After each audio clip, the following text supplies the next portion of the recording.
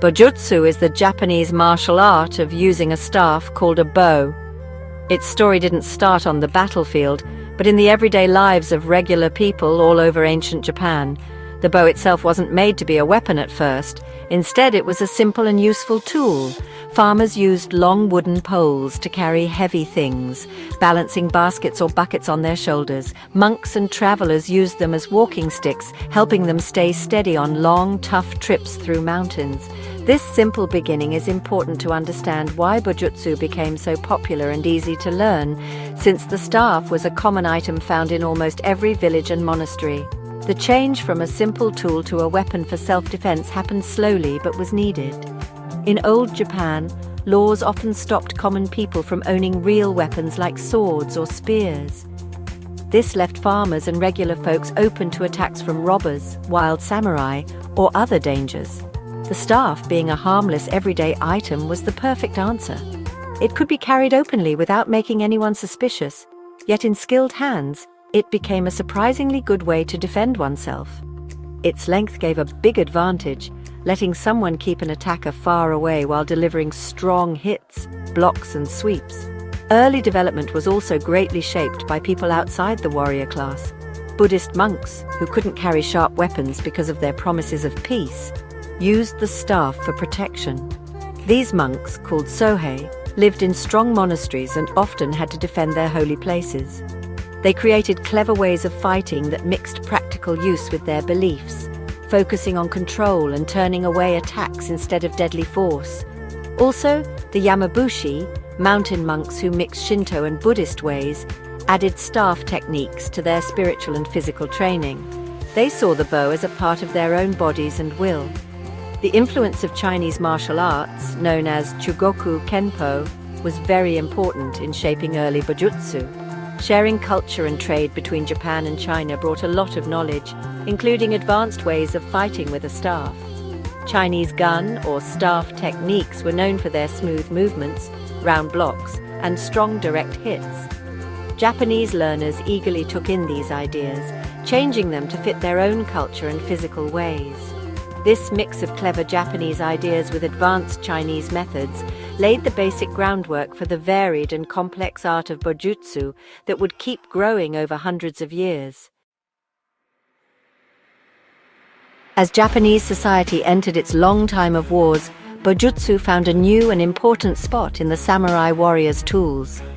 While the sword or katana was the samurai's spirit and main weapon, the bow offered special benefits on the messy battlefield. A staff could be used to knock a horse rider off their horse, fight off many enemies at once, or counter longer weapons like the yari, or spear, and the naginata, or polearm. If a samurai's sword broke or was lost in the heat of battle, their skill with a staff could mean the difference between living and dying. The bow was no longer just a farmer's tool. It was now a respected battlefield weapon. The art was made even better and more organized during this fighting time. Samurai schools, or ryu, started to formally include Bojutsu in what they taught. They wrote down specific techniques, or hwaza, and created structured training forms, or kata. These schools focused on being effective, powerful, and practical, getting rid of any movements that weren't useful in a fight. The staff's use was studied with other weapons, and samurai learned how to smoothly switch between using the bio for hitting, poking, and blocking. This time marked Bojutsu becoming formal, raising it to a skilled fighting practice alongside kenjutsu, or swordsmanship, and sojutsu, or spearmanship. A big part of Bojutsu's history happened far to the south, in the Ryukyu kingdom, which is now Okinawa. After weapons were banned by the ruling Shimazu family in the 1600s, the Okinawan people created their own way of self-defense called te, which means hand. They secretly mixed this with using farm and fishing tools as weapons, an art that became known as Kobudo. The bow was a main weapon in Okinawan Kobudo. Their style, often called Ryukyu Kobujutsu, is different from the Japanese mainland forms. It has more flowing, whipping motions and fast, sharp hits, showing how it was developed for regular people to defend themselves against armed samurai. This Okinawan change is important because it's the main way Bojutsu spread around the world in the 1900s.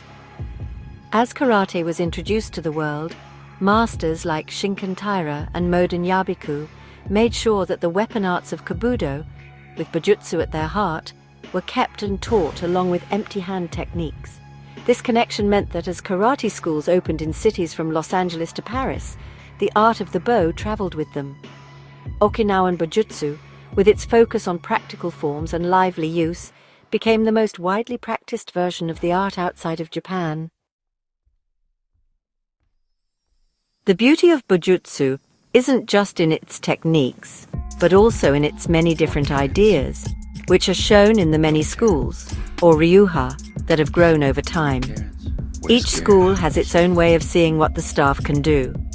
Some of the most famous old styles include Katori Shinto Ryu, one of the oldest existing martial arts in Japan, which teaches the bow as part of a full warrior training.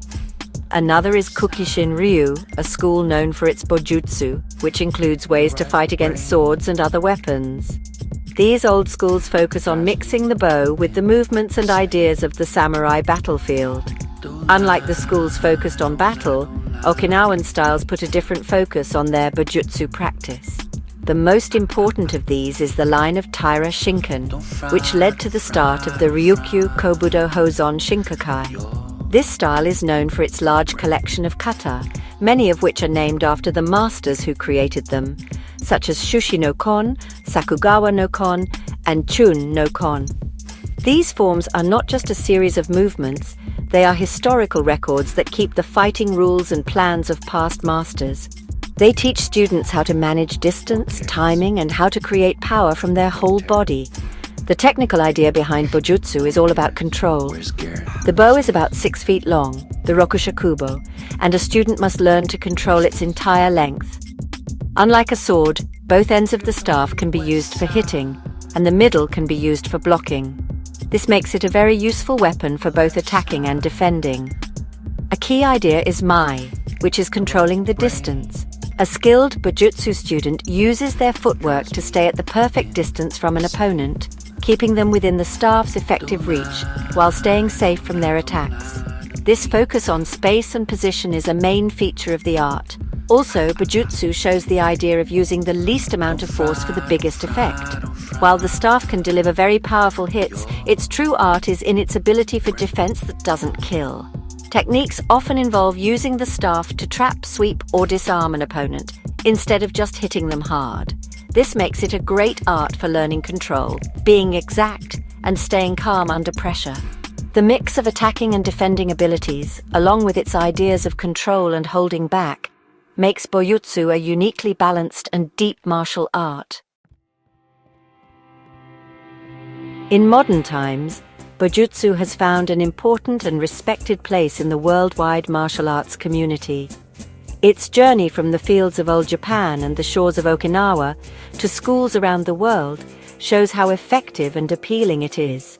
Today, thousands of people practice it for different reasons, including self-defense, staying fit, and as a type of moving meditation. Many karate and aikido schools now offer Bojutsu training as an extra subject, understanding that weapon training helps a student better understand distance, timing, and how their body moves in their empty hand practice. Bojutsu's influence goes far beyond the traditional training hall, having made a big impact on popular culture, especially in movies and video games. The image of a hero skillfully using a long staff against many enemies has become a classic picture.